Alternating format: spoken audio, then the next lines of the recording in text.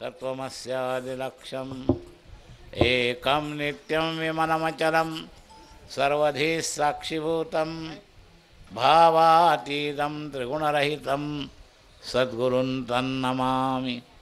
मूकं करोति वाचालं पंगुं लङ्घयते गिरिं यत्कृपात्तमहं वन्दे परमानन्दमाधवं। नारायणं नमस्कृत्य नरं चैव नरोत्तमं देवीं सरस्वतीं व्यासं ततो जयमुदीरयेत्। गुरुर्ब्रह्मा गुरुर्विष्णु गुरुर्देवो महेश्वरः गुरुः साक्षात् परब्रह्म तस्मै श्रीगुरवे नमः। प्रपन्नपारिजाताय तोत्रवेत्रैकपाणये ज्ञानमुद्राय कृष्णाय गीतामृतदुहे नमः। वसुदेवसुतं देवं कंसचाणूरमर्दनं देवकी परमानन्दं कृष्णं वन्दे जगद्गुरुं। वंशे विभूषितकरान्नवनीरलाभान् पीताम्बरादरुणबिम्बफलादरोष्टान् पूर्णेन्दुसुन्दरमुखादरविन्दनेत्रान् कृष्णात् परं किमपि तत्त्वमहं न जाने। पुण्डलीकवरदा हरिविठ्ठल श्रीज्ञानदेव तुकाराम ज्ञानेश्वर महाराज की जय। जगद्गुरु तुकाराम महाराज की जय। नाम भगवान की जय। अखिल गुणनिधान सच्चिदानंद घन करुणावरुणालय भक्तवत्सर भगवान श्री पांडुरंगाच्या चरणावर मनपूर्वक साष्टांग अभिवादन करू। आद्याचार्यांपासून अस्मदाचार्यांपर्यंत सकल संत वृंदांना साष्टांग अभिवादन करून आणि आपल्या संप्रदायाचे मातृस्थान आणि पाया संत सम्राट ज्ञानेश्वर महाराजांना साष्टांग अभिवादन करून उपस्थित सर्व वारकऱ्यांबद्दल सद्भाव प्रकट करून आपण ज्या अभंगाचं चिंतन करतो त्याचा वानुवाद मागून करूया। विस्ताराच्या दृष्टीनं आलेला विषय कालच्या याच्यातला शंका म्हणून विचारल्यात। मला मी खरं सांगतो, स्वामीजींसारखं मलासुद्धा शंका विचारणारे आवडतात, फक्त योग्य शंका विचारणारे असावेत। नाहीतर कोणीकडं विषय आणि कोणीकडे शंका असं चालतं, त्यावेळेला वेळ वाया गेला असंही वाटतं। तेव्हा ठीक आहे, जनरल सुद्धा शंका समाधान आम्हाला 2 दिवसात असं एकाने विचारलं बरं का। लोकांना माहिती पाहिजे असते। दुसऱ्या दिवशी एक गृहस्थ आला आणि तो म्हणला, माऊलीचा कळस हालतो याचं काय रहस्य आहे? कळस माऊलींचा हालत नाही, सिद्धेश्वराचा हालतो, पहिला मुद्दा। दुसरा मुद्दा, त्याचे तार्किक विभाग आणि भाविक विभाग 2 पडतात। काही लोक म्हणतात लोकांचं लक्ष नसतं, नेहमी किती वेळा हलतो असंही म्हणतात। आणि दुसरा मुद्दा, माऊलींच्या सोहळ्याच्या समर्थनार्थ सिद्धेश्वराची ते समर्थन आहे, प्रसन्नता आहे। म्हणून जसं एखाद्या मनुष्य डोलतो चांगलं गायन केल्यानंतर, तसं ते सिद्धेश्वराचा डोल आहे असाही त्याचा एक आध्यात्मिक भाव आहे। जातं तर सांगून का टाकलं, तर त्यांनी विचारलं होतं कधीतरी प्रसंगात त्याविषयी बोला, म्हणून 2 वाक्य बोललो। पण मुख्य शंकेचा विषय तो आपल्या विषय संदर्भात नाही। आपल्या विषय संदर्भात 2-3 शंका आलेल्या आहेत आत्ताच्या कालच्या याच्यावर। शंका समाधानाचा विस्तार जर करायला ठरला ना, तर महाराज आपलं अभंग पण पुढं सरकणार नाही। एका अर्थानं ते चांगलं पक्क होत होत जाणं हे खूप चांगलं आहे एका अर्थानं। राहिलेला भाग, कमी चिंतन केलेला भाग, विस्ताराचा भाग, असे 2-3 प्रकाराने शंका आलेली आहे। एक शंका अशी मोठी शंका आहे की त्याच्यामध्ये त्यांचं म्हणणं हे, आपण धनावर जेवढा विचार केला तेवढा दारा पुत्र जन या विषयावर केला नाही। तर त्याचं एवढंच म्हणणं नव्हतं, त्याच्या पुढचं म्हणणं आहे आणि ते योग्य आहे. तसं धनाचा फार मोठा अपव्यय आवश्यकतेच्या व्यतिरिक्त दारीचे लाड पुरवण्यात, दागदागिने करण्यात, आज जवळजवळ कितीतरी निम्म्याला वर पैसा या भारतातला सुवर्णप्रेमी लोकांचा या दागदागिन्यात अडकलेला आहे. तर ही सुद्धा वस्तुस्थिती आहे, यात काही शंका नाही. मुद्दा काय आहे, हा तिचे लाड किती पुरवतो याच्यापेक्षा तिला काय समजलं आहे.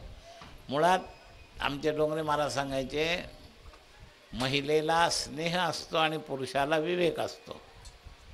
तर पती पत्नीमध्ये पुरुषांनी सत्संग करावा आणि महिलेचा विवेक वाढवावा. हा विवेक न वाढल्यामुळं पार एकाचं दुकान निर्माण होईल एवढे दागिने एवढे कपडे असतात.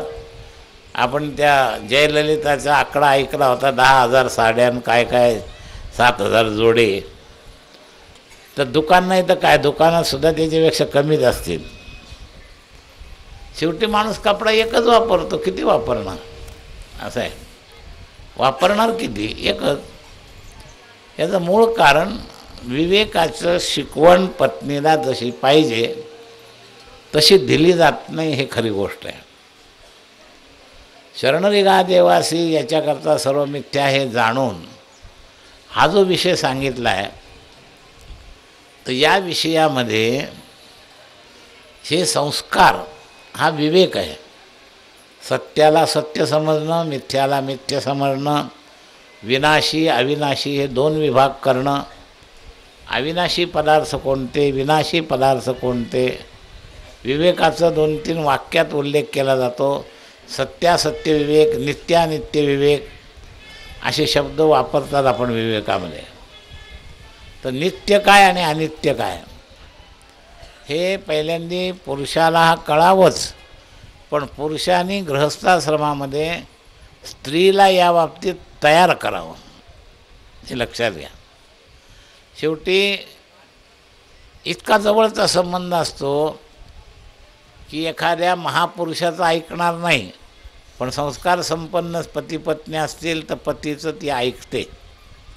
मग हा ऐकवत नाही, ज्या प्रमाणात ऐकवायला पाहिजे त्या प्रमाणात तो ऐकवत नाही, असा भाग आहे. म्हणजे सत्संग करण्याची जर सवय ठेवली, पहिला ठोका वाया जाईल, दुसरा जाईल, पण जिद्द न सोडली तर तिसऱ्या चौथ्याला उपयोग येईल. आपल्याला वाटतं उपयोग येत नाही असं नाही आहे. पुन्हा पुन्हा एकांतामध्ये जर आपण याच परमार्थ विषयाची चर्चा करत गेलो तर तिच्याही अंतःकरणामध्ये परमार्थिक संस्काराचा आग्रह तयार होतो. सुरुवातीला नसतो. याचं कारण जगताच्या रेस्काटमध्ये आम्ही आहोत. दुसऱ्याचं पाहिलं ते आपल्याला पाहिजे. तिला 10 साड्या नवीन फॅशन आली की आपल्याला पाहिजे. वास्तविक फॅशनच्या बाबतीत पुरुषापेक्षा स्त्रियांचा नंबर पुढे आहे, हे सत्य आहे. आणि याचं कारण केवळ अविवेक. आपल्याला जीवनात लागतात किती साड्या आणि आपण किती संग्रह करतो, याचा थोडासा तरी विवेक करणं गरजेचं आहे, हे लक्षात घ्या. साड्या असो, दागिने असो, या बाबतीत शरणरिघा देवासीला आडवं येणार आहे. काय आहे, याची पूर्ती करायची म्हटलं की तुमचा समय जाणार, संपत्ती जाणार. मुख्यत्व समयाचं नुकसान फार होतं. म्हणून पुढचं जे चरण आपलं येणार आहे की आयुष्य जात आहे पहा, काळ जपत असे महा. तर समयाचा फार नुकसान याच्यामध्ये होतं. नित्य उठून या खावयाची चिंता. आता प्रत्यक्ष पदार्थ खायचे लागतात किती आणि चर्चा किती होते, चर्चेत वेळ किती होतो, आपल्या इच्छेच्या भोगाकरता जमवाजमवीला आपला काळ किती जातो, आवश्यकतापूर्तीला काळ किती आहे पर्याप्त, आणि आपला किती वेळ जातो. अमुक पदार्थ झालाच पाहिजे, मग त्याकरता इकडून ते जमवा तिकडून ते जमवा, पण झालं पाहिजे. तर हे नित्य उठून या खावयाची चिंता. खावयाच्या चिंतेमध्ये एकटी स्त्री जबाबदार नसते, दोघंही जबाबदार असतात. पण कपड्याच्या चिंतनामध्ये जास्तीत जास्त महिलांचा अविवेकपूर्ण आग्रह हा त्यातला कारणीभूत आहे. विचारशक्ती नसते. दुसऱ्याकडं पाहिलं की आपल्याला ते पाहिजे. घरात 10-10, 20-20 खरोखरच प्रत्येकाच्या घरात पेटी भरून साड्या असतात, तरी नवीन फॅशन आली की ती घरात आलीच पाहिजे. मग तो आग्रह आपण जर पतीला केला तर तो आपोआप पुरा होत नसतो. त्याच्याकरता पैशाची गरज पडते आणि अनावश्यक पैसा मिळवायचा आणि कमी कष्टात मिळवायचा की आणि ती आल्याशिवाय राहतच नाही. हे जे करप्शन सुरू झाले हे त्याच्यातूनच सुरू झालेलं आहे. तेव्हा एकमेकाशी विवेकयुक्त चर्चा ही एक आवश्यक गोष्ट गृहस्थाश्रमात आहे. आणि यामध्ये पुरुष लगेच सफल होईल असं नाही, पण जिद्द सोडू नये. पुरुषांनी जर जिद्द सोडली नाही तर तो विजयी ठरतो, हे लक्षात ठेवा. थोडासा काळ कमी जास्त लागतो. एखादी व्यक्ती 2-5 चिंतनात ऐकेल, एखादी वस्तू व्यक्ती 25 चिंतनात ऐकेल, पण ऐकू शकते, कारण नित्यसंबंध असतो. नित्यसंबंधाचे आपल्या स्वभावावर फार परिणाम होतात. तुम्ही बघा, पत्नीच्या हातचं कालवण, तिचा मूळ ती सुगरण असो नसो, पण सहवासात राहणाऱ्या माणसाला ते आवडायला लागतं, कारण त्याला ते त्याच पद्धतीची चव नेहमी मिळत गेल्यामुळं त्याला ते आवडतं. हे लक्षात घ्या. अगदी तत्वतः ती तपशीलवार सुगरण नसली तरी, कारण रोज त्याच प्रकारचे पदार्थ जवळ असतात, करण्याची तीच पद्धत असते आणि जीभ त्याच्या मागं तयार होते आपोआप. हा जसा एक भाग आहे तसाच भाग आपल्या संस्काराच्या बाबतीत आहे. लक्षात घ्या. जसं लहान मुलगं आत्ताच्या काळामध्ये वळण लावण्याकरता जी कठोरता असायला पाहिजे ती मातापित्यामध्ये नाही, म्हणून पोरांची वळणं बिघडले. पूर्वीच्या पोरांना कडक वागवलं जात होतं. रडला तर रड, बस, रडत बस. पण हे नाही म्हणजे नाही. 1दा 2दा 3दा ते पोरगं हट्ट करून बघतं आणि पुढं बरोबर त्या रुटीनमध्ये लागतं. हा अनुभव आहे, लक्षात घ्या. या बाबतीत खरोखर आमची आई फार कठोर होती, खूप कठोर होती. एखादी गोष्ट नाही करायची म्हणजे नाहीच करायची.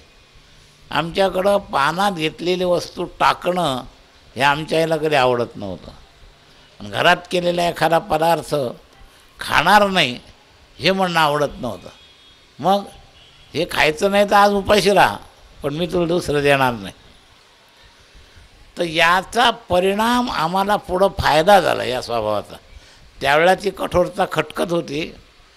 जीवनाच्या कळकळीच्या दृष्टीनं, सवयीच्या दृष्टिकोनातून थोडं मातापित्याला पोराबाबतीत कठोर व्हायला पाहिजे.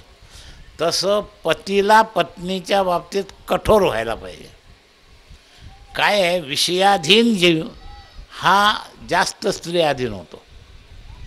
जो विषयाधीन नसतो त्याच्यापुढं स्त्री आपोआप नमल्याशिवाय राहत नाही. दाबल्यावर दाबलं जाते हे जेव्हा लक्षात येतं तेव्हाच दाबण्याचा प्रयत्न होतो. हे तुम्ही लक्षात ठेवा. तर काही बाबतीत कॉम्प्रोमाइज करणंच चुकीचं आहे. असं आहे. तर हा जो अनावश्यक खर्च आहे, मग तो दागदागिन्याचा असो, कपड्याचा असो, भोगाच्या वस्तूंचा असो, एक वस्तू घरात असताना दुसरी आली पाहिजे, नाही त्याच्यासारखी नाही म्हणून मग ही वाया का जाईना. जसं लहान पोरं, पूर्वी आमच्याकडं असे एवढे खेळणे मिळत नव्हते. आज पोरं खेळाच्या बाबतीत देणारे देतात, थोडं रडलं तर काम भागतं. शेकडो रुपयाचे खेळणे पोराकरता एकदा खेळून वाया जात असतं असं चर्चा. परत त्या खेळाकडे ते पोरगं पाहत नाही. तरी त्यांनी नवीन मागितलं की आईबाप देतच असतात. मग याच्यात विवेक आहे का अविवेक आहे हे दिसायला घरगुती चर्चा आहे, पण हा परमार्थ आहे बरं. हे लक्षात ठेवा तुम्ही. मी जे तुम्हाला सांगतो आहे हे परमार्थाला सोडून नाही, हे लक्षात ठेवा. तर विवेकाची कमी पडते. हे सर्व मिथ्या हे जाणून या मुद्द्याशी विचार करत असताना भगवत भजनाला, भगवत शरणागतीला सर्वात जास्त महत्त्व द्यायला पाहिजे. हा विषय लक्षात घेऊन आपण या बाबतीत हे समजलं पाहिजे. तर दारा पुत्र हे दोन खेटून गाठले, मग जन शब्द आला आहे. जसं धन शब्द पहिला आला हे विशेष, आणि पिशून शब्द या यादीत नसूनही आला याची काल चर्चा झाली. तसं या चेतन जीवांमध्ये सुद्धा पहिला नंबर दारेला दिला. वास्तविक मर्यादेप्रमाणे विचार केला तर दारेच्या आधी माता पिता यांचा नंबर यायला पाहिजे. पण प्रकृतीच्या अधीन जाण्याला कारण माता पिता जास्त नसून दारा जास्त कारणीभूत आहे, असं आहे.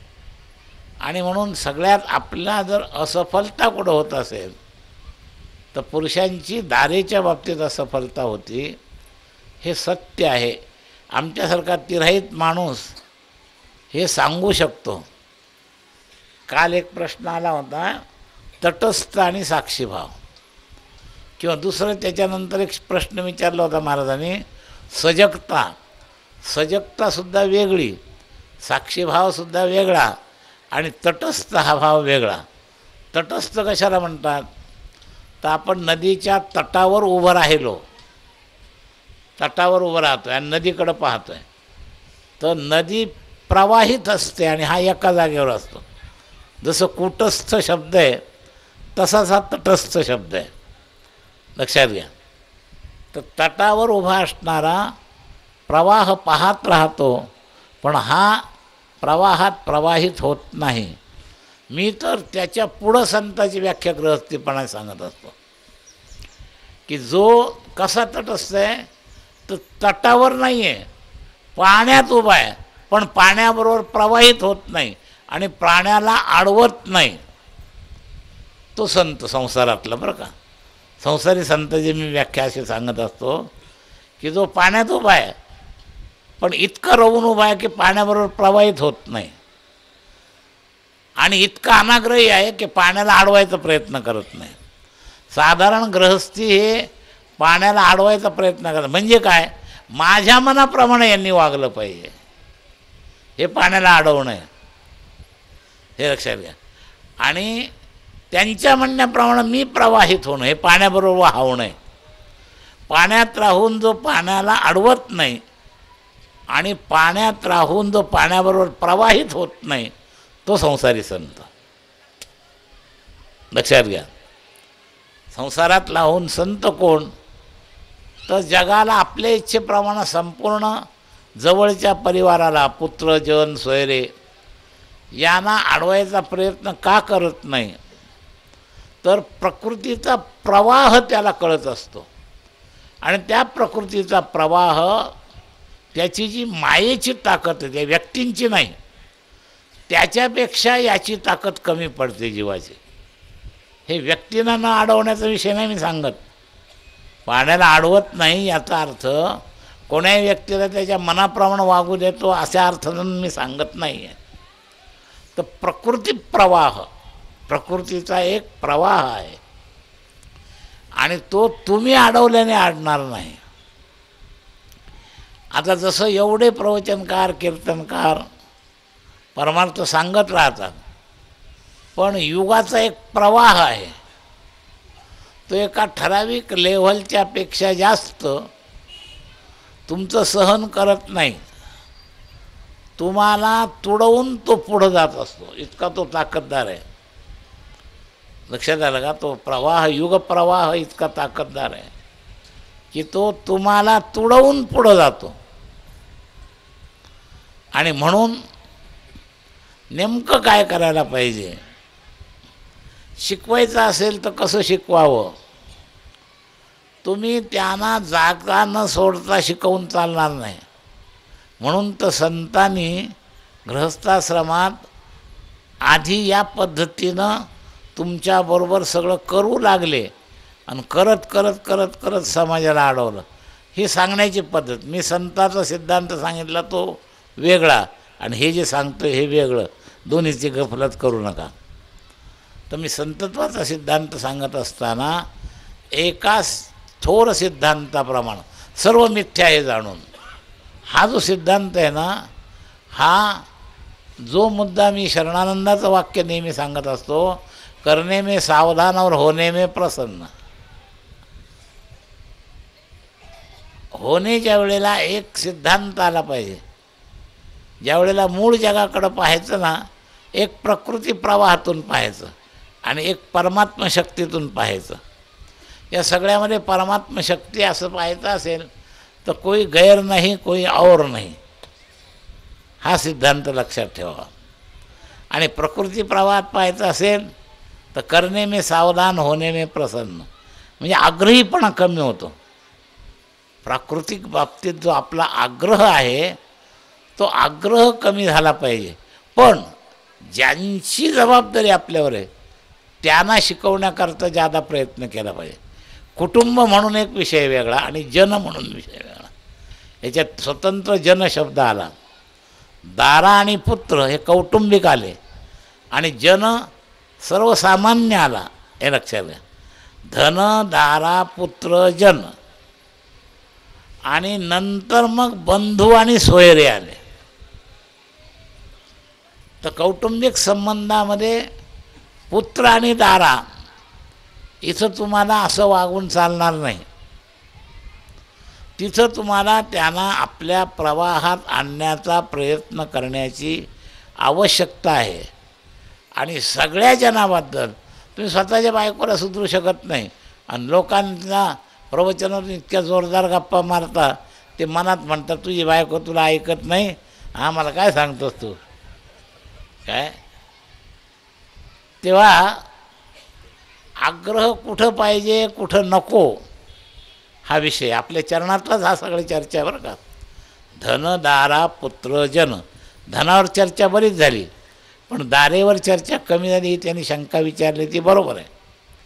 पुत्रावर चर्चा कमी झाली. काय आहे, मोह केंद्रामध्ये जास्त अंश दारा आणि पुत्रामध्ये, मोह केंद्रामध्ये, हे लक्षात घ्या. आणि हे मोह केंद्र जे आहे याकरता या बंद्याचा विचार करायचा आहे. धनामध्ये लोभदृष्ट्या धनात आसक्ती आहे आणि दारापुत्रामध्ये मोह आहे. एक एक शब्दाचे फरक आहेत तेवढे लक्षात ठेवा. दारापुत्र मोह केंद्र आहे आणि परमात्मा प्राप्तीकरता निर्माण मोहाजित संगदोषा अध्यात्मनित्या विनिवृत्त कामा. आपण एक वर्ष हा श्लोकच चिंतनाला घेतलेला होता. तर मोह केंद्रामध्ये दारा आणि पुत्र येतो, हे लक्षात घ्या. जनसुद्धा तेवढं मोह केंद्रात येत नाही, बंधू तेवढे मोह केंद्रात येत नाही. एखाद्याचा अपवाद फार घरात फार दिवसापासून कौटुंबिक संस्कार असतील तर बंधू मोहाचं केंद्र, पण लग्न झालं की मोहाचं केंद्र बदललं. अपवाद वेळेला आपल्या घरच्या बायका मुलांपेक्षाही भावाला जादा मानणारा अगदी नियमाला अपवादच सापडेल तुम्हाला, तो जास्त सापडणार नाही. आणि मोह केंद्राचं सूत्र कुठं आलं, आणि जे आधीपासून नाही, आता भावाचा संबंध जन्माला आल्यापासून आहे बरं का. मग सगळ्यात जास्त संबंध तसं पाहिलं तर भावाशी पाहिजे, पण मोहांशाची ताकद दारा आणि पुत्रामध्ये जास्त आहे, हे लक्षात ठेवा. मोह संबंध दारा आणि पुत्रामध्ये. तर हा मोह संबंध जो आहे दारा आणि पुत्रामध्ये, याच्या बाबतीत आपल्याला यांना परिवर्तित करण्याकरता जर तुम्हाला निर्मोह होण्याचं खरं गणित असं आहे की ज्याच्यामुळं आपल्याला मोह होतो त्या केंद्रालाच परिवर्तित करायचा. हा एक उपाय बरं का मोह परिवर्तनात. मोह आपल्याला झाला पण कुणामुळं झाला असा विचार करावा. मग त्या कुणामुळं झाला त्याच्यात दोष काय आहेत ते दोष जर निवर्तले तर एखादा पूर्वीचा 4 आश्रम पाळणारा वानप्रस्थ्याला जशी पत्नी सहकार्य करायची पूर्वीच्या काळात आणि दोघंही त्यागामध्ये राहायचे. ध्रुवाचा राज्याभिषेक झाल्यावर सुद्धा ध्रुवाच्या आईनं साथ कुणाला दिली तर पतीबरोबर जंगलात निघून गेली. पुत्राच्या मोहात नाही सापडले. लक्षात घ्या. साथ कोणाला दिली तर आता ही जी पतीला साथ दिली ही पतीच्या मोहात नाही. मग विवेकी संस्कारात आहे. पतीला वैराग्य झाल्याचा आनंद तिला आहे म्हणून तिने साथ दिली. नाही तर पहिल्यापासून ती नावडती होती पण मागून साथ का दिली मुलापेक्षा जास्त तर पतीला वैराग्य झालं. हे लक्षात घ्या. त्या पतीला ध्रुवाच्या वडिलांना वैराग्य झालं नारदांमुळं आणि वैराग्य झाल्यानंतर पतीच्या संगतीत आपलं कल्याण आहे म्हणून मुलाच्या लोकमान्यतेचा विषय असून सुद्धा त्याच्या मोहात ती न पडता निघून गेली. तर मोह केंद्र कोणामुळं कसं झालं याच्यापेक्षा आपल्या मोहाचं केंद्र जे आहे ते आपल्याला परिवर्तित करता येईल का पुढच्यासुद्धा प्रश्नाचा एकाचा भाव तोच आहे बरं का. लक्षात घ्या. रागद्वेषातून सावरण्याकरता प्राथमिक अवस्थेत व्यवहार कसा करावा असा एक प्रश्न आहे. तर रागाच्या अंतर्गत हा मोह आहे. द्वेष आणि राग. तो राग शब्द मराठीमध्ये क्रोधार्थानं वापरला जातो त्यामुळे घोटाळा होतो प्रवचन ऐकताना. लक्षात घ्या. हा राग शब्द अध्यात्मामध्ये आसक्ती अर्थानं आलेला आहे. हा रागद्वेष वियुक्त असतो. राग राग राग म्हणजे क्रोध नाही हे लक्षात ठेवा. पूर्ण लक्षात ठेवा. साधे अडाणी माणसं कधी कधी या राग शब्दाचा अर्थ नीट कळत नाही म्हणून राग म्हणजे क्रोध नाही. मराठीत राग क्रोध अर्थी वापरला जातो पण संस्कृतमध्ये हा रागद्वेष शब्द जो आहे त्याच्यामध्ये राग शब्द आसक्तीवाचक आहे हे आपण लक्षात ठेवा. तेव्हा रागद्वेष कमी करायचे असतील राग कमी करायचा असेल तर दोघांचं अनावश्यक आकर्षण जर कमी झालं तरच राग कमी होईल. रोजच्या व्यवहारात उपयोग वेगळा आणि उपभोग वेगळा.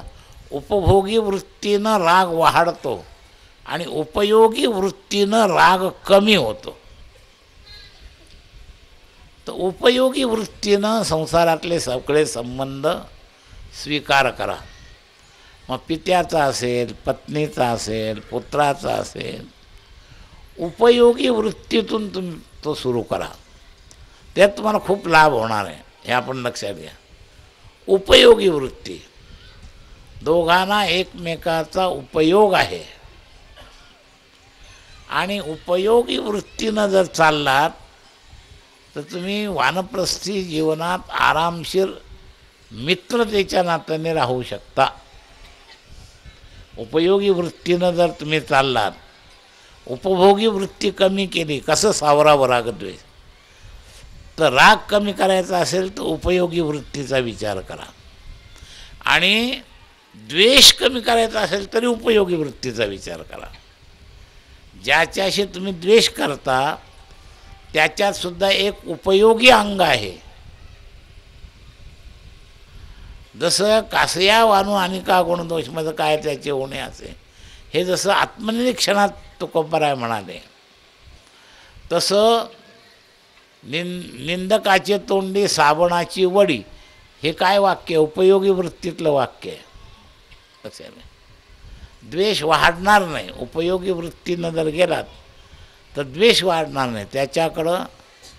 महाराज अगदी अक्षरशः हे साधनेचे अंग जे मी सांगतो, मी माझ्या जीवनात उपयोगात आणण्याचा प्रयत्न केलेला आहे. ज्यावेळेला एखादा अपवादात्मक प्रसंग येतो, जननिंदा करायला लागतं, त्यावेळेला त्यातला सत्यांश शोधावा. सत्यांश असतो निंदेच्या मुळाशी, कदाचित जास्त असेल कदाचित कमी असेल, पण सत्यांश असतो, आपोआप निंदा होत नसते. आणि जर तो सत्यांश स्वीकार केला तर उपयोगी वृत्तीनं तुम्ही त्या निंदेचा उपयोग करू शकता.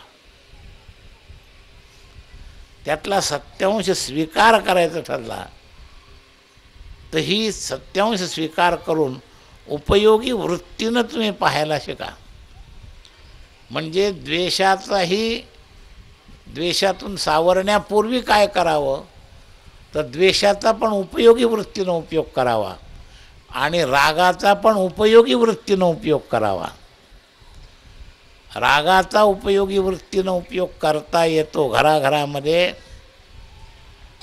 जर एकमेकावर प्रेम असणारी पत्नी असेल तर तिचा उपयोगी वृत्तीनं विचार करता येईल.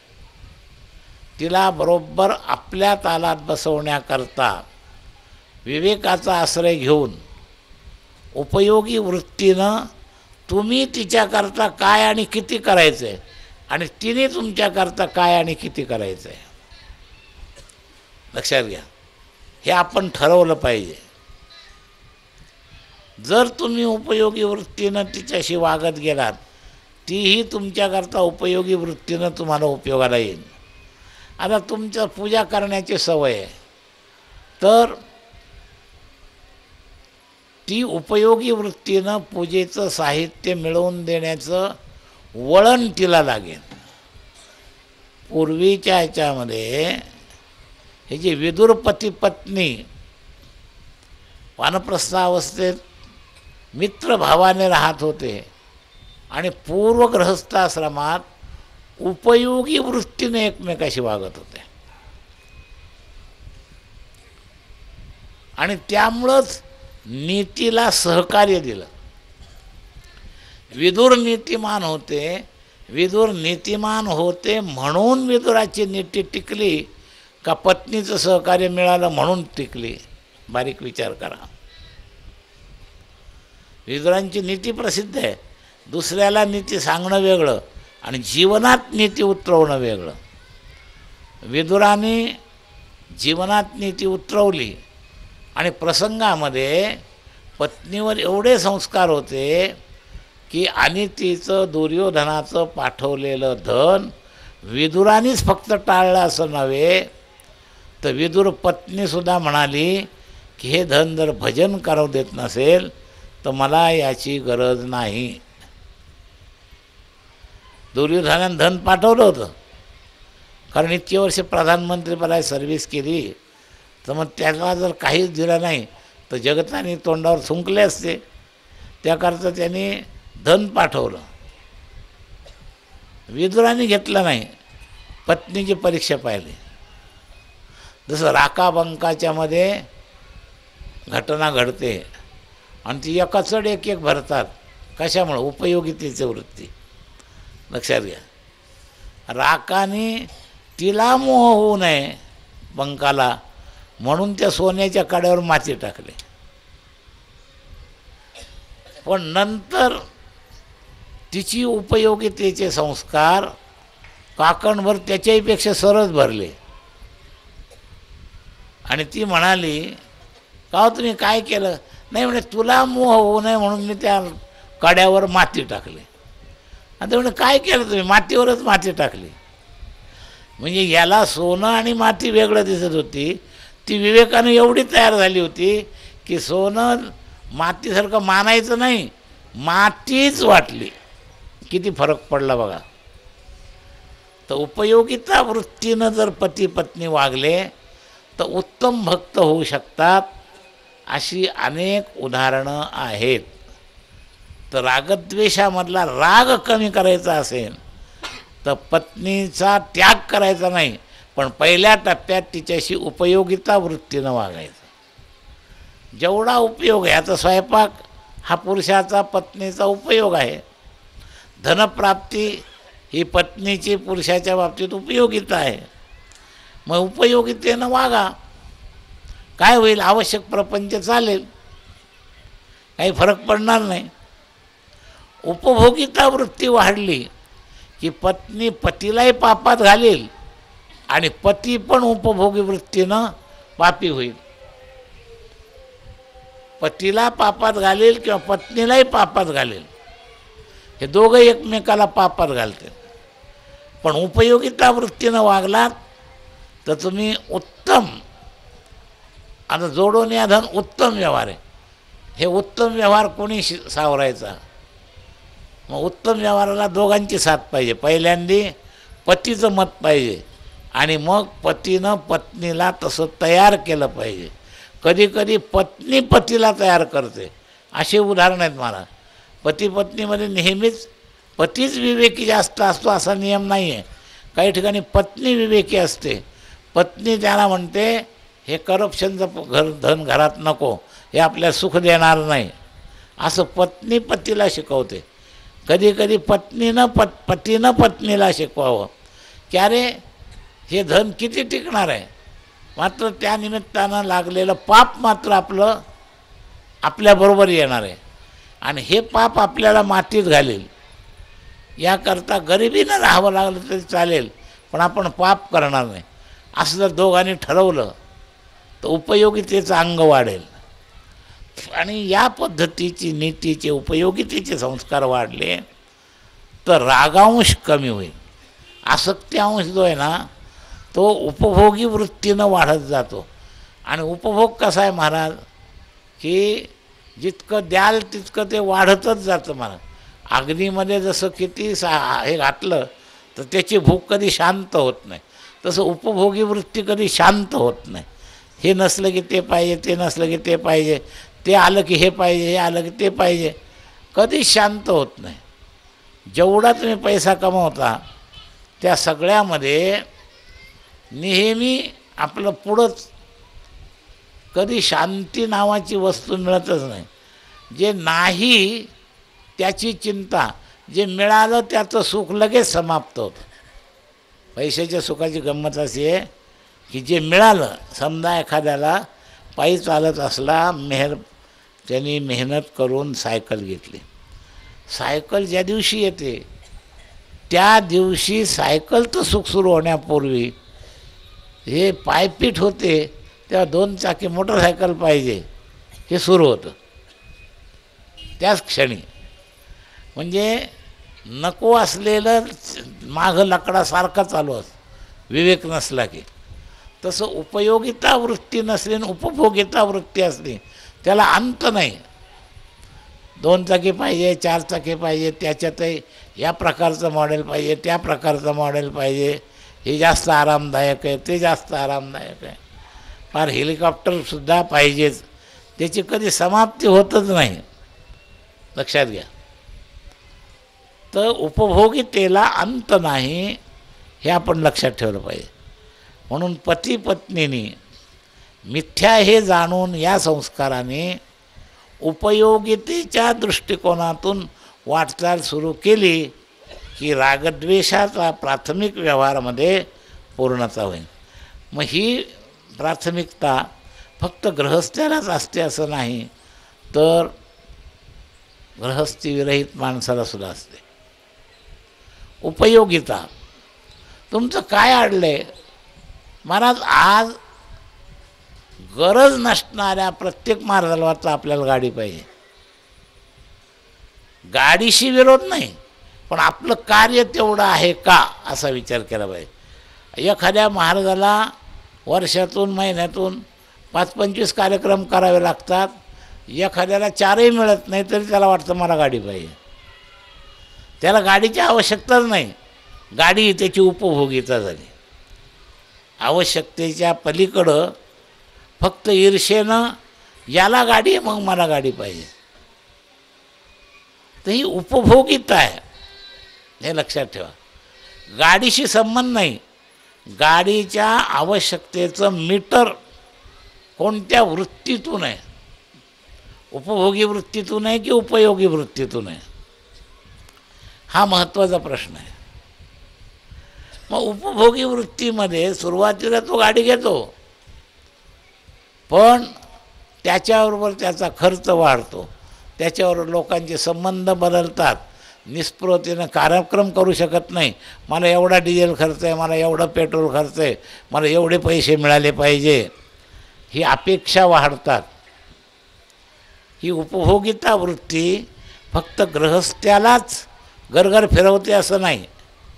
गृहस्थी व्यतिरिक्त व्यक्तीसुद्धा या उपभोगितेच्या वृत्तीमुळं हा सगळा गरगर फिरतो. तर उपभोगितेकरता हा शब्द लावायचा, सर्व मिथ्या हे जाणून. उपभोगिता वृत्ती करता धन असो, दारा असो, पुत्र असो, जन असो, बंधू असो, सोयरे असो, हे सगळे उपभोगितेच्या दृष्टीनं जर कमी करायचं असेल तर सर्व मिथ्या हे जाणून या संस्काराबरोबर हे कमी करायकरता आधार काय घ्यावा, तर उपयोगिता वृत्तीनं जगाशी वागावं, हे त्याचं उत्तर आहे. उपयोगिता वृत्ती जर झाली तर तुमचा रागाची मात्रा कमी होईल, आणि उपयोगिता वृत्तीनं तुम्ही जर शत्रूकडंसुद्धा पाहिलात तर तुमची द्वेषाची मात्रा कमी होईल. या दोन्ही मात्रा कमी होतील बरं का उपयोगिता वृत्तीनं. नुसती रागाचीच मात्रा कमी होईल असं नाही, द्वेषाची मात्रासुद्धा कमी होईल. ती उपयोगिता वृत्ती जर आपल्यामध्ये बांधली, म्हणून योग उपयोग हे शब्द आहेत. उपभोग वेगळा आणि उपयोग वेगळा. तर आपण याकरता महाराज ही उपयोगिता वृत्ती सगळ्यात कमी सापडते दारासंबंधामध्ये, आणि म्हणून धनाच्या खालोखाल दुसरा नंबर चेतन व्यक्तीत मोह फोर्स असणारा. जडामध्ये त्याचा फोर्स नाही. दारेमध्ये आणि धनामध्ये फरक काय आहे सांगतो. तर एक वन वे ट्रॅफिक आहे आणि एक टू वे ट्रॅफिक आहे. पती पत्नीमधलं जे आकर्षण आहे हे एका बाजून नाही आहे, दोन्ही बाजून आहे. आणि धनाचं आकर्षण एका बाजून आहे. धन तुमच्याशी आकर्षण करत नाही. लक्षात घ्या, हजारो रुपये तुमच्याकडून दुसरीकडे जाताना ते पैसे कधी तुमच्याकरता रडत नाही. तुम्ही पैसे गेले म्हणून रडत असता, पण पैसे कधी तुमच्याकरता रडत नाही. वन वे ट्रॅफिक आहे. तो जो मोह आहे तो वन वे ट्रॅफिक आहे. आणि पुत्र आणि दारा हा मोह टू वे आहे. दोघं एकमेकाला रस्सी खेच सारखं खेचत असतात. आणि मग त्याच्यात जो भारी भरतो त्या बाजूचा विजय होतो. ही रस्सी खेच आहे महाराज, लक्षात घ्या. आणि याच्यामध्ये कधी पत्नी विजयी होते, कधी पती विजयी होतो. तर याच्यामध्ये ज्याच्याजवळ विवेक जास्त असेल तो समजावून सांगायला या रेसमध्ये जादा सफल होतो. म्हणून उपयोगितेचा विषय ठेवून विवेकाचा संस्कार करा. निश्चितपणानं तुम्हाला लाभ झाल्याशिवाय राहणार नाही. तर या शंका समाधानाचा विचार आपण केला. आता अजून एक शंका आहे. भक्तियोगाचा टप्पा पूर्ण न होता साक्षी भावाकडे जाता येते का? साक्षी भावाची चर्चा चालू आहे. तर साक्षी भावाकडं जाता येतं का हा जरा उच्च परमार्थातला आहे, म्हणून खालचा विषय आधी मांडला आणि ही शंका मागून घेतली आहे. कारण मुळात काय, साक्षी भावाची जाणीव फार लोकांना कमी आहे. साक्षीभाव जो आहे, तुम्हाला सांगू का, साक्षी भावाचं उत्तर त्रिपुटी आहे. दृष्टा, दृश्य आणि दर्शन, हे लक्षात ठेवा. ही त्रिपुटी सगळ्यांना माहिती आहे. दृष्टा, दृश्य आणि दर्शन. तर साक्षीभाव कशाला म्हणायचा? तर ज्या दृष्ट्याला दृश्य पाहताना दर्शन व्यवहार घडत नाही त्याला साक्षीभाव म्हणायचा. पुन्हा एकदा ऐका. जो दृष्टा दृश्याकडे पाहतो पण त्याच्यात दर्शन व्यवहार घडत नाही, त्रिपुटी पुरी होत नाही, त्याला साक्षीभाव म्हणे. ही माझ्या भाषेतली व्याख्या आहे. शास्त्रीय भाषेत अजून काय येतील ते येतील, पण ही चुकीची नाही. मी सांगितली ती बरोबर आहे, लक्षात घ्या. तर दर्शन होऊ नये. दर्शन हा एक व्यवहार आहे बरं का. दृश्य आणि दर्शन ह्याच्यात फरक काय आहे, तर दिसणं आणि पाहणं असं मी सांगत असतो. आता आपण इथं आलो, ही इमारत दिसते. दिसलेली इमारत जास्त नुकसान करत नाही, पण ती कुणाची आहे, कशाची आहे, हे दर्शनातला भाग येतो, व्यवहार. आपलं शेत इष्टीतून चालला, सगळे शेत दिसत असतात आणि आपलं शेत पाहत असतो. मग त्यात किती छोटासा टवखा जरी एखाद्या ठिकाणी कमी आलेला असला तर इष्टीतून चालताना त्याला दिसतं. मग तो ते दिसतं नाही नुसतं, तो त्याला पाहत असतो. हे लक्षात घ्या.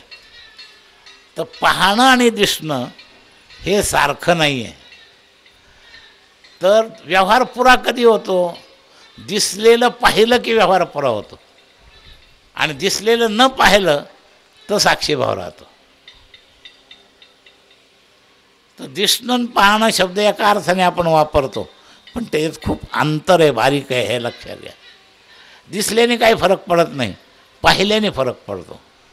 स्त्री दिसल्याने फरक पडला का स्त्रीच्या भोवती काही जोडलं आम्ही, मग सुंदर म्हणा, आपल्या जातीची म्हणा, आपल्या घराजवळची म्हणा, आपल्या घरातली म्हणा, हे सगळं जोडलं की ती स्त्रीला पाहणं होतं.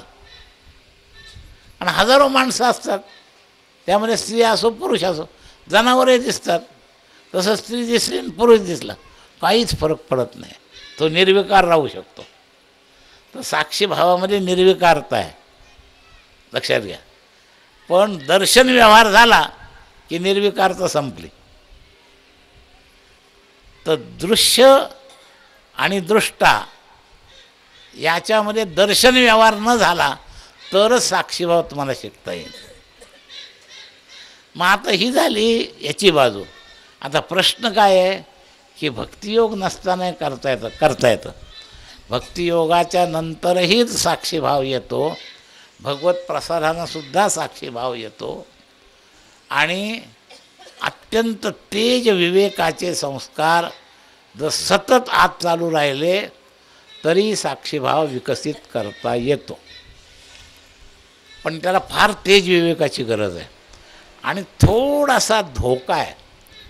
हा तेज विवेकामध्ये प्रासादिक साक्षीभाव आणि विवेकानं मिळवलेला साक्षीभाव, याच्यात प्रासादिक साक्षीभाव टिकाऊ असतो आणि हा विवेकाचा साक्षीभाव कधी कधी धोका देतो. म्हणून शक्यतो भक्तीनंतरच साक्षीभावाकडे जावं. पण एवढं निश्चित की साक्षीभाव त्याच्याशिवाय येतच नाही असा सिद्धांत नाही आहे, पण धोका शिल्लक राहतो. भक्तिभावामध्ये काय होतं, साक्षीभावाला भगवंताची मदत मिळते, फोर्स मिळतो, आणि त्यामुळे तो प्रासादिक साक्षीभाव होतो. हे जे जिकडे पाहे तिकडे चतुर्भुज गोपाळू, हे काय आहे, साक्षीभाव आहे. वाळू मी गेले माय शारंगधरा, जिकडे पाहे तिकडे चतुर्भुज परिवारा, हे काय साक्षीभाव आहे. पण भक्तिप्रधान साक्षीभाव जो असतो तो भगवत प्रसादयुक्त असल्यामुळं जास्त टिकाऊ आहे. आणि तेज विवेकातला जो आहे ना, त्याच्यात वैराग्याची कमी असली तर साक्षीभावाचा भास होतो, प्रत्यक्षात टिकाऊ साक्षीभाव होत नाही. मग त्याला वैराग्याची अजिबात कमी नको, मग त्याचा साक्षीभावसुद्धा टिकू शकेल. वैराग्य वाचून काही ज्ञानाशी तगण्याची नाही. साक्षीभाव म्हणजे ज्ञानच आहे महाराज, दुसरं काही नाही आहे. पण हे ज्ञान टिकायला बैठक पाहिजे वैराग्याची, आणि वैराग्याची बैठक कमी पडते. आणि वैराग्याची बैठक, विवेकाची बैठक असते पण वैराग्याची कमी पडते. ही फार लोकांची अडचण आहे. खूप ग्रंथ वाचून वाचून विवेकाची बैठक थोडीशी तयार होते, खरं म्हणजे विवेकाची सुद्धा म्हणायची नाही, विचाराची बैठक तयार होते. ते विचारात सुद्धा साक्षीभावाचा भ्रम होतो. तेज विचारात सुद्धा साक्षीभावाचा भ्रम होतो. नवे नवे विवेकात सुद्धा साक्षीभावाचा भ्रम होतो. वैराग्यासहित विवेक असला तर साक्षीभावात भ्रम होणार नाही. आणि मग ते वैराग्यासहित जो साक्षीभावाचा हे आहे तो भक्तीशिवाय सुद्धा होऊ शकतो आणि भक्तीनं पण होऊ शकतो. लक्षात घ्या. तर भक्तीमध्ये काही वैराग्य मिळत नाही का? मिळतं, पण ती प्रसादानं. आणि साक्षीभावातलं जे वैराग्य आहे ते तेज विवेकानं मिळवावं लागतं. आणि त्या वैराग्याच्या परीक्षेत जर हा कमी पडला तर मात्र तो साक्षीभाव टिकाऊ राहत नाही.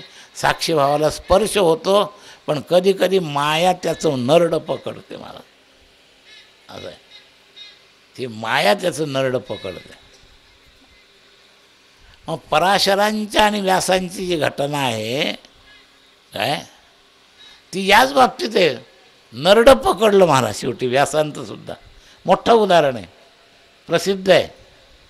काय व्यास शिष्याना जन्मेजयाने जेव्हा प्रश्न विचारला आणि जन्मेजयाची परीक्षा व्यासाने पाहिली आणि स्त्रीचा वेश घेऊन गेले आणि रात्री त्या पाऊस पडत असताना झोपडीत आसरा मागितला. शेजारच्या झोपडीत आसरा दिला आणि जोरात सांगितलं की मी स्वतः हाक मारली तरी उघडायची नाही.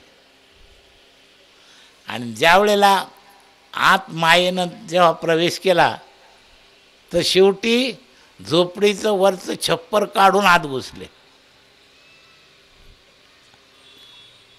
तेव्हा ते वाक्य आपल्या सगळ्यांना माहिती आहे. तेव्हा या दृष्टिकोनातून आपण लक्षात ठेवा.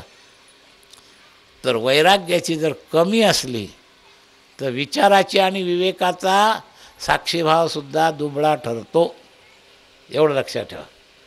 पूर्ण वैराग्यवान किंवा भगवत प्रसादी दोनच साक्षीभाव स्थायी आहे. एक भगवत प्रसादी साक्षीभाव आणि एक वैराग्याने युक्त असणाऱ्या विवेकातून निर्माण झालेला साक्षीभाव. आज वैराग्य पूर्ण बोलणंच नाही महाराज. हा जो वेदांत सगळा हल्ली बोलला जातो ना, मी दिसायला वेदांताचा विरोधी वाटतो. ज्यांनी संन्यास घेतला तो कधी वेदांताचा विरोधक असू शकत नाही. पण मी का बोलतो ना असं दिसतं तुम्हाला, तर या बोलक्या पंडितांचा जो दोष आहे तो सांगितला की खरं सांगितलं की सख्या यायला राग येतो. असं आहे ते. खरं बोललं की सख्या यायला राग येतो. वैराग्य वाचून ते जे आहे ना हे काही खरं नाही. मोक्याच्या वेळेला ते धोका दिल्याशिवाय राहत नाही. आणि धोका दिल्याची अनेक उदाहरणं पण आहेत. लक्षात घ्या. म्हणून प्रश्न आहे भक्तीशिवाय होऊ शकतो का? होऊ पण शकतो, पण जास्त मुद्दा भक्तियुक्त पद्धतीनं होणं अधिक संयुक्तिक आहे. ते प्रासादिक साक्षीभाव हा टिकाऊ असतो आणि बिगर प्रासादिक साक्षीभाव याच्यात जर वैराग्याची मात्रा कमी असेल तर तो साक्षीभाव धोका देऊ शकतो. एवढं लक्षात ठेवा. म्हणजे या प्रश्नाचं उत्तर झालं. आज सगळ्या प्रश्नाच्या उत्तरातच बराच वेळ गेला, पण परमार्थिक प्रश्न होते, महत्त्वाचे आहेत. काय आहे, साधकांच्या प्रश्नांना उत्तर देण्यामुळं साधकांना जर लाभ झाला तर साधारण लोकांना कमी लाभ झाला तरीसुद्धा ते फायद्याचंच आहे. म्हणून तेवढा वेळ मी घालवला. तेव्हा आता जास्त वेळ मी घालवणार नाही. आज जे पुढचं काही बोलणार होतो ते बोलणं थांबवतो, कारण पूर्ण वेळ आपला शंका समाधान गेलेला आहे. तरी अनुवाद राहिला म्हणून आपण एकदा अभंग म्हणू आणि एखाद्या शब्दाचं थोडंसं चिंतन करून तासात समाप्त करू. आपला जो अभंग आपण रोज म्हणत असतो, उठा जागे व्हा रे आता, स्मरण करा पंढरीनाथा, भावे चरणी ठेवा मान, चुकवा व्यथा जन्माच्या, धनदारा पुत्र जन, बंधू सोय रे पिशोन, सर्व मिथ्या हे जाणून, शरणारी घा देवासी, धनदारा पुत्र जन, माया विघ्ने भ्रमला खरे, म्हणता मी माझे निधरे, हे तो संपत्तीचे वारे, साचुकारे जाईल धननारा पुत्र जन, आयुष्य जात आहे पा काळ जपत सेमा, स्वहिताचा घोरवा ध्यानी रहा श्रीहरीच्या धननारा पुत्र जन, संत चरणी भाव धरा, क्षण क्षणा नाम स्मरा, मुक्ती सायोजतावरा, हेच करा बापानो धनदार पुत्र जन, विष्णुदास विनविना, भूलू नका भव कामा, धरा अंतरी निज प्रेमा, न चुकाने मा हरिभक्ती, धनदारा पुत्र बंधू सोय रे पिशो, सर्व मिथ्याये जाणून, शरणारी घा देवासी धनदारा पुत्र जन, धनदारा पुत्र जन. विषय असा आता आपला चाललेला आहे. आजच्या शंकेला धरून त्याचा शेवट होतोय. नामदेव महाराज भक्ती संप्रदायातले, त्यामुळं ते हे सर्व मिथ्या जाणून करता मुद्दा सांगता शरणरी घा देवासे, म्हणजे भक्ती करूनच साक्षीभाव मिळवा असाच त्याचा अर्थ आहे. लक्षात घ्या. तर नामदेव महाराज एकच विधी अंग म्हणतात, 3 निषेधांग आहेत या चरणामध्ये. धनदारा पुत्रजन बंधू सोयरे सर्व मिथ्या हे जाणून, हे निषेधांग आहे. आणि विधी अंग एकच शरणरी घा देवासे, म्हणजे सर्व मिथ्या हे जाणून करायचं काय शिल्लक राहतं आणि करायला काय पाहिजे, हे जाणून करायचं काय, तर शरणरी घा देवासी. शेवटी देवाला शरण जाणं गरजेचं आहे. मग मिथ्या कळल्यावर परत शरण जायची काय गरज आहे? अरे मिथ्या कळल्यावर सुद्धा गरज आहे.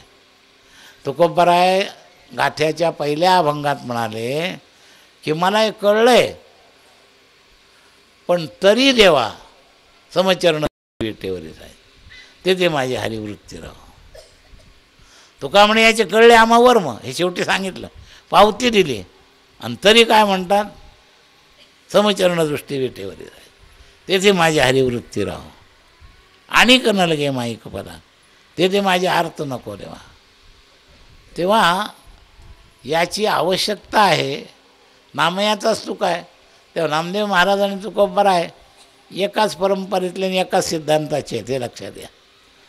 तेव्हा त्यांचं म्हणणं सुद्धा हे आहे की हे कळल्यावर सुद्धा याची गरज आहे. हे वर्म कळल्यावर सुद्धा, उलट हा पाया ते तर मला कळले म्हणले तरी म्हणतोय मी की तेथे माझी हरिवृत्ती राहो. तेव्हा ही जी मागणी आहे, ही मागणी तुकोबरायाने जी केली तीच तुम्हाला बोध म्हणून सांगितली शरणरी घा देवास. तेथे माझी हरिवृत्ती राहो प्रार्थना अंगाने म्हणलं काय, आणि तुम्हाला बोध अंगाने शरणरी घा देवाशी म्हणलं काय, दोन्हीचा अर्थ एकच आहे. दोन्हीच्या अर्थात काही फरक नाही, हे लक्षात ठेवा. तर देवाला शरण जा, रिघा म्हणजे जा, तर खरं कल्याण त्याच्यातच आहे.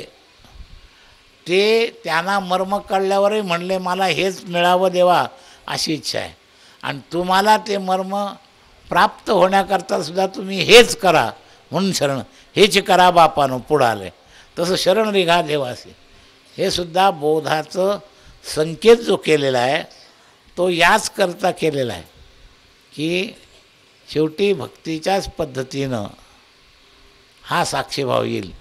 हे सर्व मिथ्या आहे जाणून हा साक्षीभाव पण आहे. तेव्हा या साक्षीभावामध्ये जाण्याकरता देवाची शरणागती आवश्यक आहे. देवाच्या शरणागतीनं भगवंताचा प्रसाद झाला की एका क्षणातच महाराज हे सर्व मिथ्या हे जाणूनचं काम होतं. आणि जेवढ्या जेवढ्या संतांचा एकाएकी ग्रहाचा त्याग झाला तो देवाशी शरण निघाल्यामुळंच झाला. त्याग झाल्यामुळं देवाला शरण गेले असं म्हणण्यापेक्षा देवाला शरण गेल्यामुळं त्यांच्या हातून त्याग झाला असा अर्थ लावायचा. त्याग ही साधनात्मक अंग आपल्या हातात नाही त्याग करणं, पण त्याला शरण गेल्यावर हा त्याग होऊ शकतो, हा प्रसाद प्राप्त होऊ शकतो असा अर्थ आहे. तर त्याला शरण जा हे म्हणत असताना सर्व मिथ्या हे जाणून करता त्याला शरण जा. त्याला शरण जा ही साधना आणि सर्व मिथ्या हे जाणून ही त्याची फलश्रुती. जाणून शरण जायचं का शरण जाऊन त्याला जाणायचं हे दोन मुद्दे आहेत. जाणून शरण गेलं की ज्ञानयोग आणि शरण जाऊन जाणलं भक्तियोग. जाणून मानणं मानून जाणणं, जाणून मानणं म्हणजे ज्ञानयोग आणि मानून जाणणं म्हणजे भक्तियोग. दोन्हीमध्ये जाणणंही आहे आणि मानणंही आहे, पण आधीचा नंबर कोणाला आहे? आधी जाणण्याला नंबर दिला की ज्ञानयोग, आधी मानण्याला नंबर दिला की मग अन्वय करून घ्यायचा. इथं जरी जाणून म्हटलं तरी अन्वय करून घ्यावं लागेल या अभंगात. शरणरिगा देवासी ही कृती करून हे जाणून असा अन्वय करावा लागेल. तेव्हा मिथ्या हे जाणून जे काम करायचं आहे तत्पूर्वी शरणरिगा देवासी म्हणजे एक शरणरिगा देवासी जर आलं तर मिथ्या हे जाणून ही प्रक्रिया फलश्रुतीसारखी तुम्हाला प्राप्त होईल. फलश्रुतीसारखी मिथ्या हे जाणून ही एक साधनांग आहे, अनेक फलश्रुती आहे. कळतो का बारीक अर्थ मला काय म्हणायचं ते बारीक मुद्दे आहेत. तर एक फलश्रुती आहे, अनेक साधनांग आहे. तर ज्ञानमार्गाने गेलात तर विवेकाचं हे साधनांग आहे सर्व मिथ्या हे जाणून, आणि भक्तिमार्गाने गेलात तर तुम्हाला ही फलश्रुती आहे. शरणरिगा देवासी हे साधनांग होईल आणि या भक्तीच्या साधनेनं फलश्रुती अंग होईल. सर्व मिथ्या हे जाणून सगळं कळेल तुम्हाला. लक्षात घ्या, मिथ्या भावच दृढ होईल आपोआप एकाएकी, आणि तो भाव जर दृढ झाला तर काळजीचं कामच नाही. मला कोणताही प्रतिबंध राहणार नाही. व्यवहार बंद नाही होणार, मिथ्या जाणून व्यवहार होणार. मग तिच्यासारखं वागलं जाणार नाही. तुकोबराय कधी बायको सारखं वागले नाही. बायकोने इच्छा प्रगट केल्या पण वागलेल्याला देवाचं इच्छा म्हणले. अगं फार बरं झालं, उसाचे 2 तुकडे झाले, एक तुला मिळाले एक मला मिळालं, ह्याच्यापेक्षा जास्त नाही. एक मोळी होती, तुम्ही त्या का वाटल्या, त्याला प्रतिक्रिया काही नाही, आणि मारलेल्याची प्रतिक्रिया नाही. एक तुला मिळाला आणि एक मला मिळालं, चल झाला संपला विषय. सर्व मिथ्या आहे जाणून बरं का. हे मारणं हेही मिथ्या आणि मिळालं तेही मिथ्या. काय ही परिस्थिती मनात होती म्हणून प्रतिक्रिया नाही. नाही तर पुरुषी माणसाचा अहंकार लगेच मारलं म्हणजे काय बायकोनी मारावं. हां, पुरुषी अहंकार किती लगेच झाला असता. मग का अहंकार जाणला नाही तर सर्व मिथ्या आहे जाणून. पण कशामुळं? शरणरेगा देवा. आधी तुकोबराय देवाला शरण गेले आणि मग त्याच्यातून ही स्थिती त्यांना प्राप्त झाली, सर्व मिथ्या आहे जाणून. आणि त्यामुळं प्रतिक्रियाच नाही. काय मारल्याची प्रतिक्रिया नाही आणि बोलल्याची प्रतिक्रिया नाही, रागाची प्रतिक्रिया नाही, म्हणजे दर्शन नाही, फक्त दृश्य. याचं नाव साक्षी भाव. आपला टाईम संपला. आज इथंच थांबू. पुढचं चिंतन उद्याला. त्याच्यानंतर हरिपाठ होईल आणि नंतर आज आपलं अर्धा तास अलीकडे येते. 7 वाजता कीर्तन सुरू करा, 9 वाजता कीर्तन संपेल. आज मला त्रास आहे त्यामुळे मी कीर्तनाला थांबवू शकणार नाही. तेव्हा मला आत्तासुद्धा पोटात त्रास आहे, तर बसलो म्हणून मी विसरलो, एवढंच त्याचा अर्थ. त्याचा परंतु जो शारीरिक त्रास आहे त्यानुसार मी थांबवू शकणार नाही. सोपान महाराजांचं कीर्तन होईल 7 ते 9 आणि 9 वाजता भोजन होऊन विश्राम. उद्या सकाळी 8 वाजता निघायचं आहे. पुंडलिक वरदा हरिविठ्ठल श्री ज्ञानदेव तुकाराम ज्ञानेश्वर महाराज की जय. विठाला विठाला विठाला विठाला विठाला विठाल विठाल विठाल.